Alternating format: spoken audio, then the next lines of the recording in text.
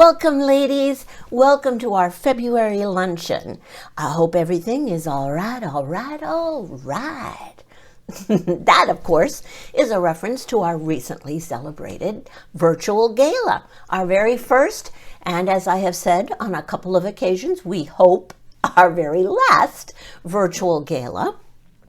Many of you were able to log on to our Zoom virtual gala. We had an auction, we had some games, some prizes were won.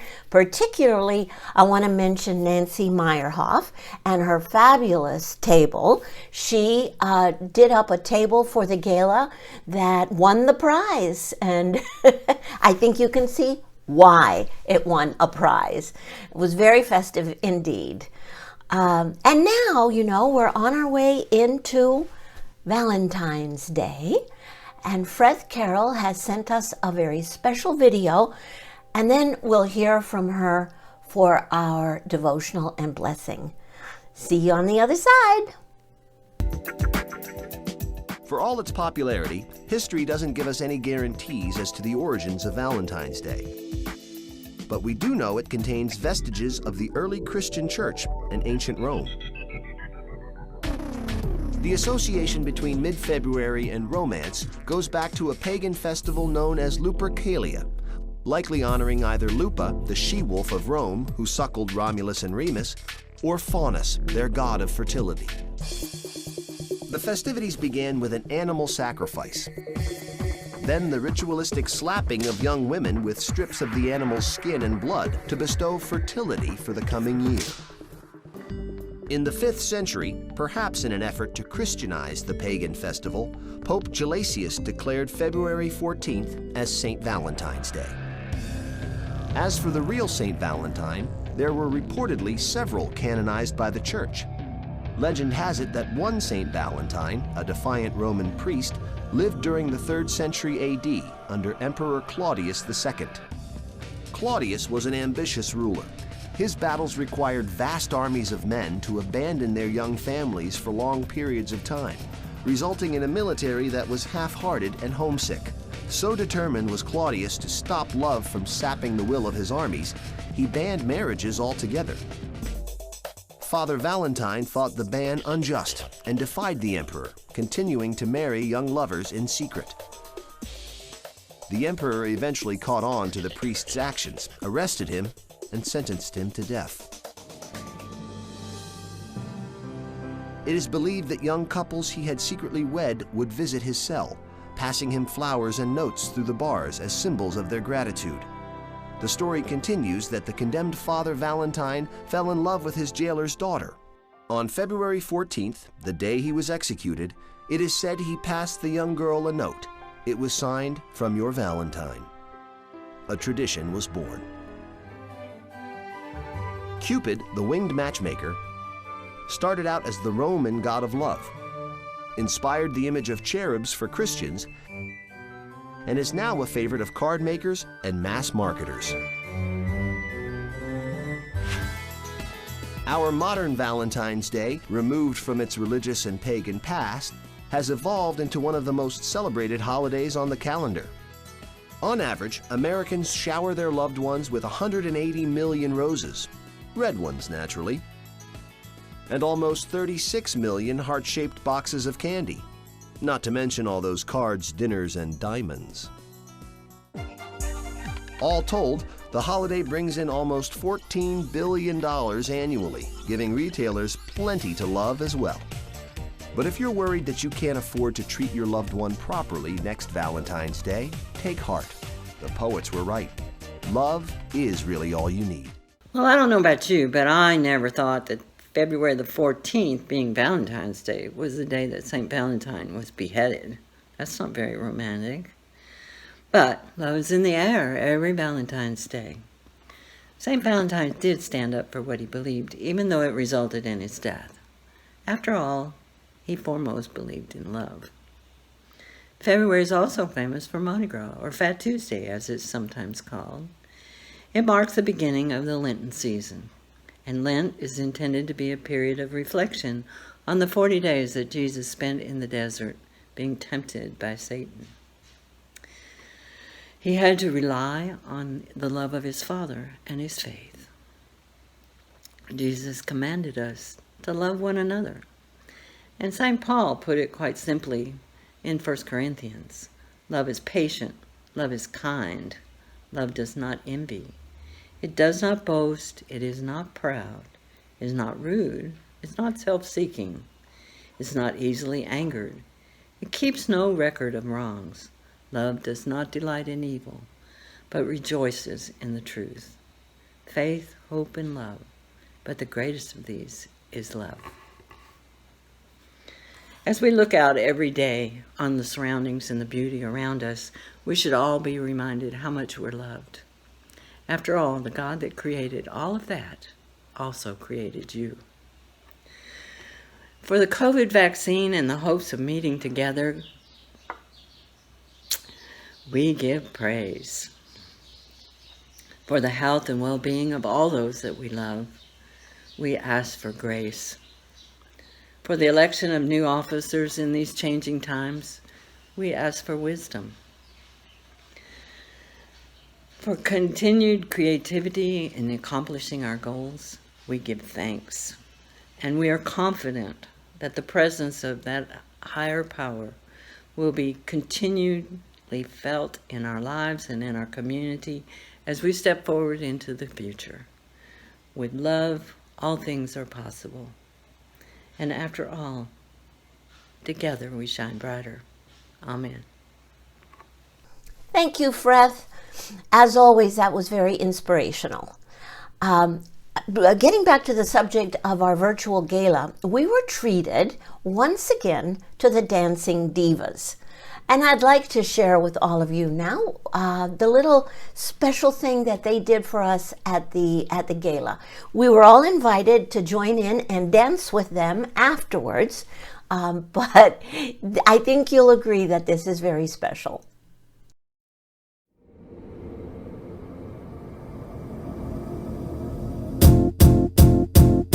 It might seem crazy what I'm about to say.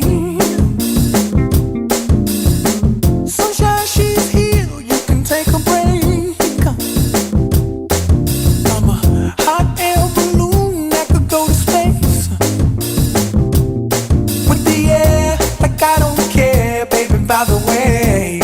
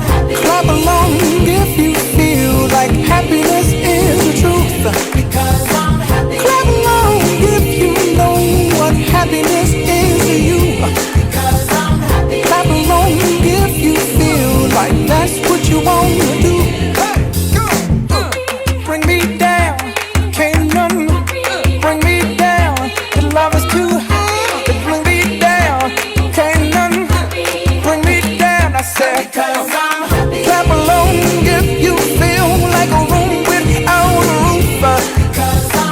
Clap along if you feel like happiness is the truth. Clap along if you know what happiness is to you. Clap along if you feel like that's what you want to do. Clap along if you feel like a room without a roof. Clap along if you feel like happiness is the truth. Clap along if you know what happiness is to you. Clap along if you feel like that's what you want to do.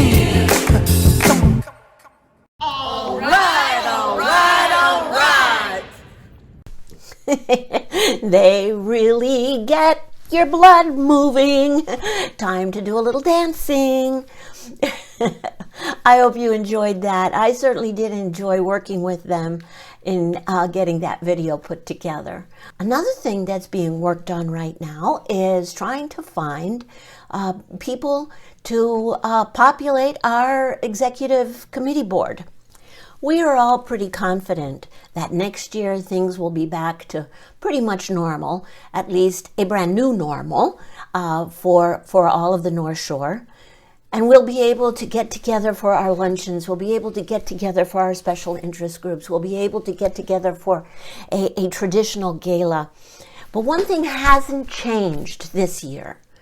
Very important is that we all got together and worked hard to be able to fulfill our mission of supporting the graduating high school girls from Lago Vista High School and the many organizations here on the North Shore that we help support. That is a reality because we have a powerful group of women who get together and share ideas and goals and means and resources in order to make that happen. Right now, the nominating committee is out there actively searching for those go-getter women who would like to contribute their ideas and their abilities and talents to moving this club forward and being able to continue doing what we do best, which is help other people. Sometimes we're helping ourselves, sometimes we're having fun, sometimes we are out there working to help the community at large. So I would ask any of you who would like to contribute your talents and your abilities and time to get in touch with any of the ladies from the nominating committee and let them know of your interest. They are very interested in speaking with you. Some of you may have noticed that in the email that went out with the announcement of our most recent newsletter, and thank you, Tammy Flournoy, who is recovering from surgery. I hope she's doing well. Let's all keep her in our thoughts.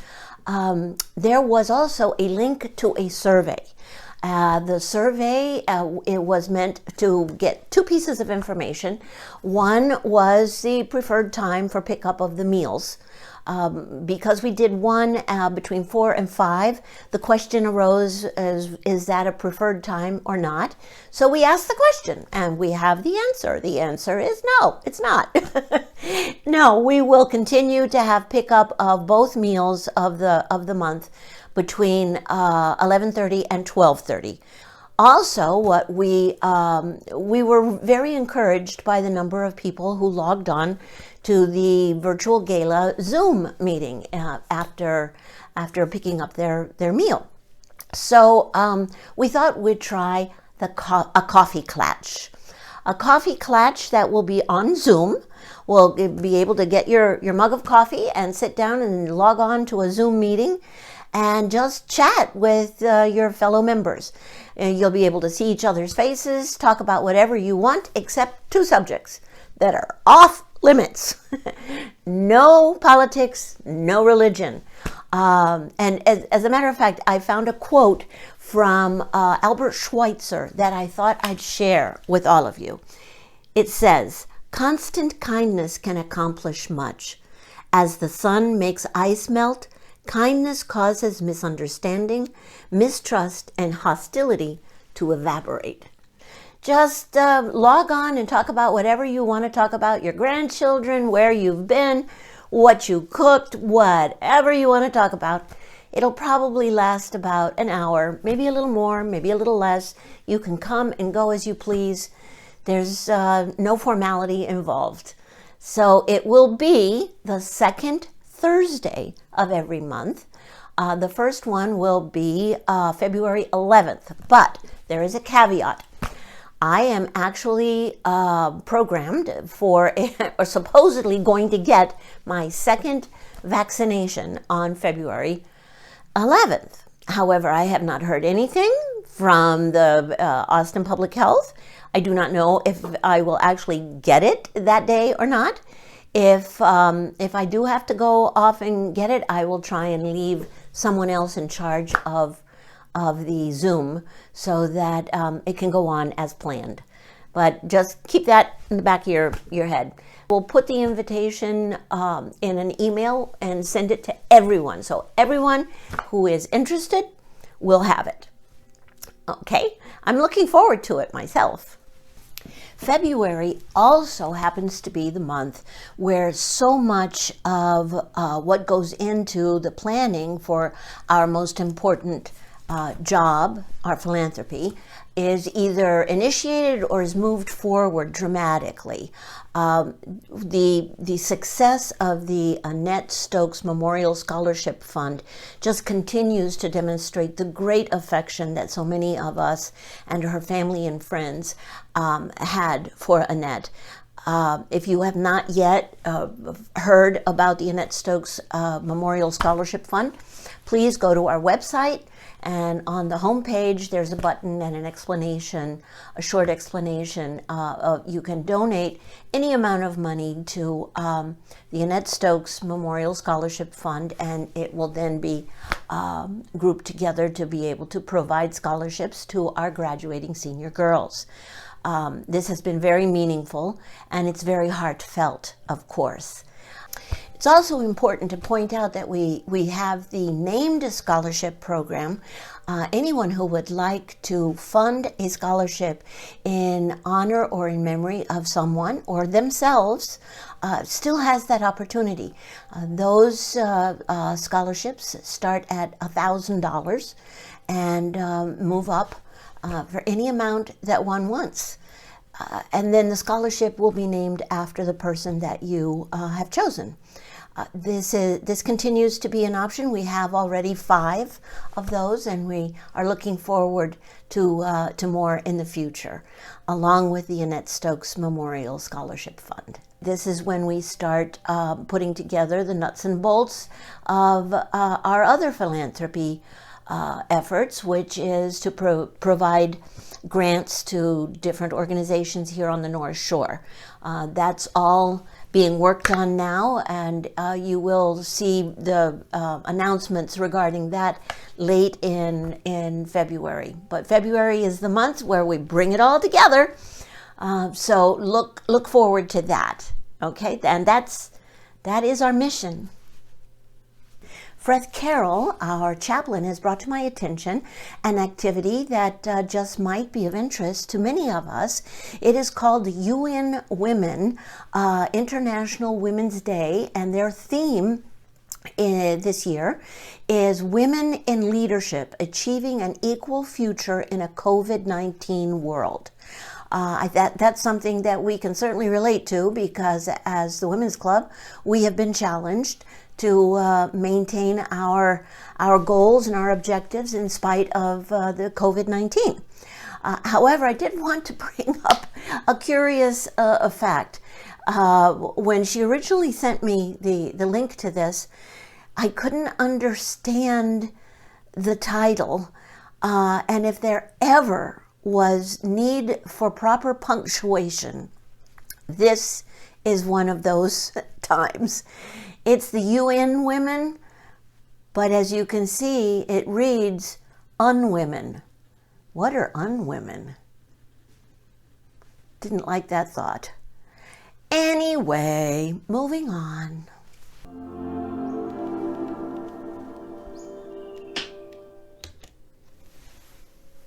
Just finishing up the program for this month. I think you'll be very pleased with the content. Lori Ingalls and I were able to go visit with Kelly Perky over at the Balcones Canyonlands Wildlife Refuge. And it was a wonderful experience. And I've learned very much from speaking with her. I hope you enjoy it. See you on the other end.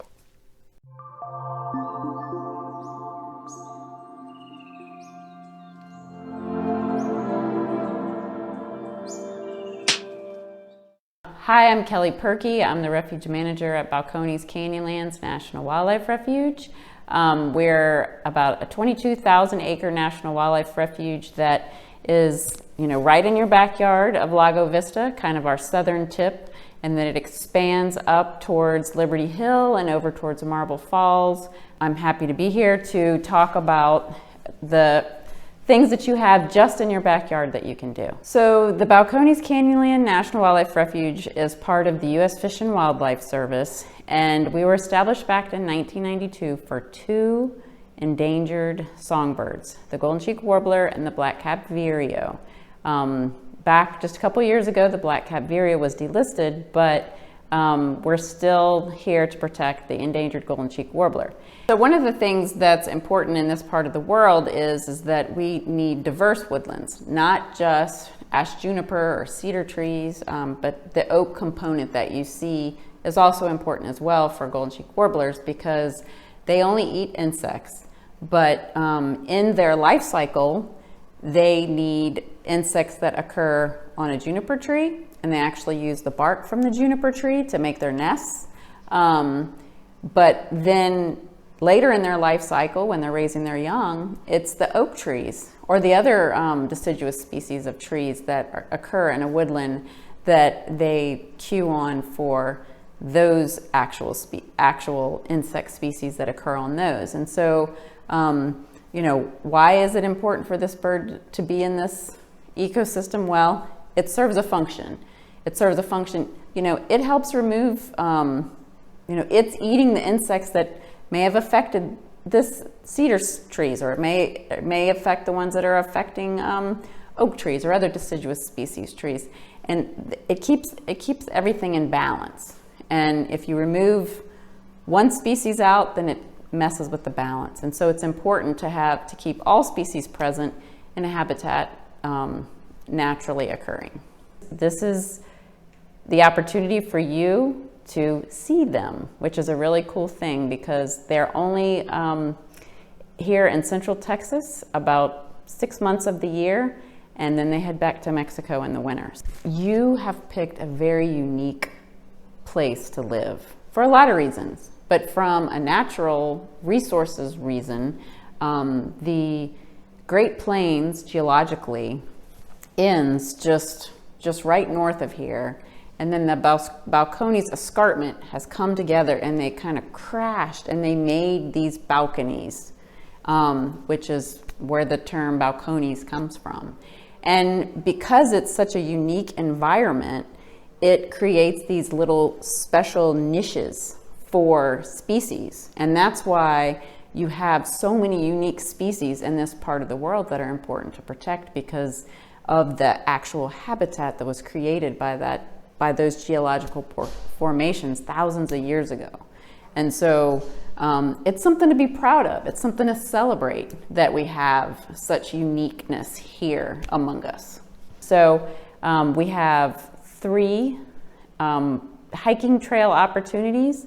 Currently, only 2 of them are open, but there's the Warbler Vista Trail, which is just right outside of Lago Vista on 1431, and that allows you to see the golden cheek warbler when they're here, because that's prime golden cheek habitat there at Warbler Vista. We also have the Doeskin Trail. It's off of 1174.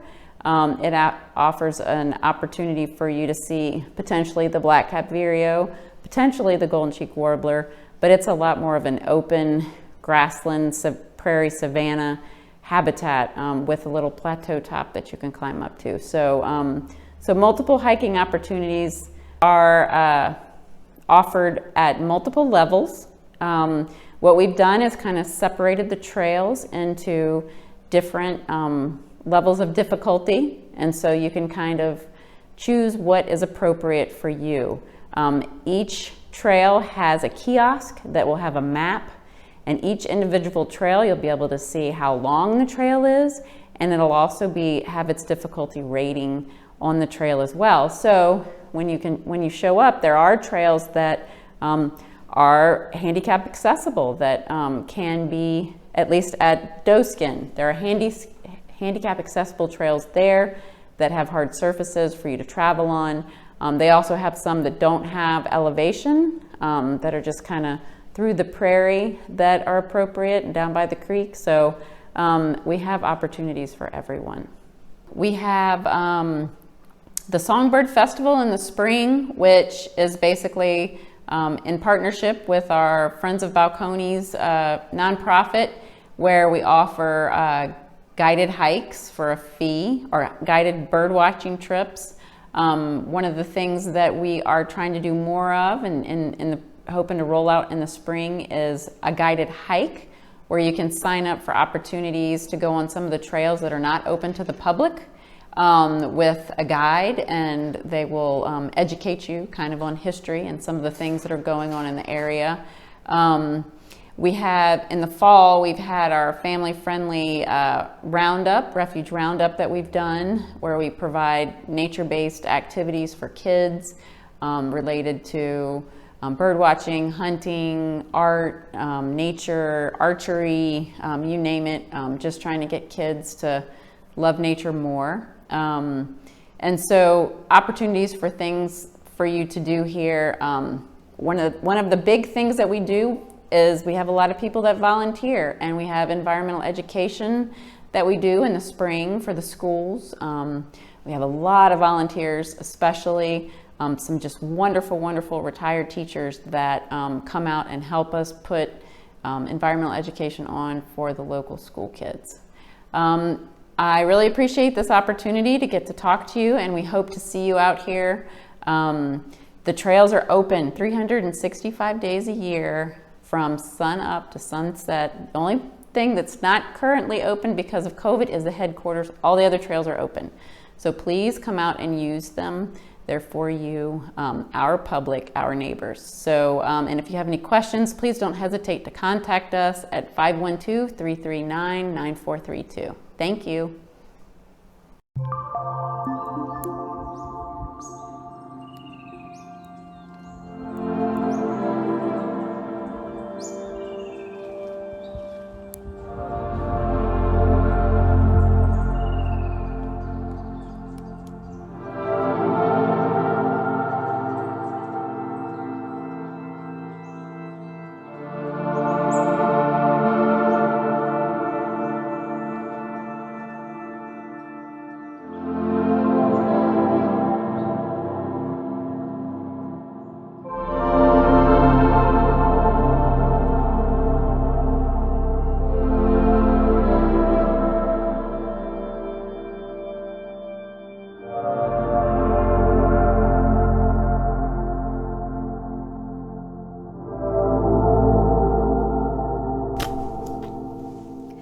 Hope you enjoyed that. It was a pleasure putting it together for you, and I hope you enjoyed a little extra footage with the sunset. Warbler Vista is a beautiful place. The view is just amazing, as you could see. Want to remind you all that we have another meal coming up on February 23rd. The deadline for that is February 18th. Just visit our web page and go to luncheons. And the buy now button is there. It's underneath the Tuscan chicken. Just go and you'll get meatloaf. Meatloaf served with tomato gravy, mashed potatoes, carrots and Brussels sprouts, bread, and apple crumble. I'm looking forward to that. Apple crumble is one of my most favorite things. I hope you enjoyed it. See you very soon. See you at the coffee clatch.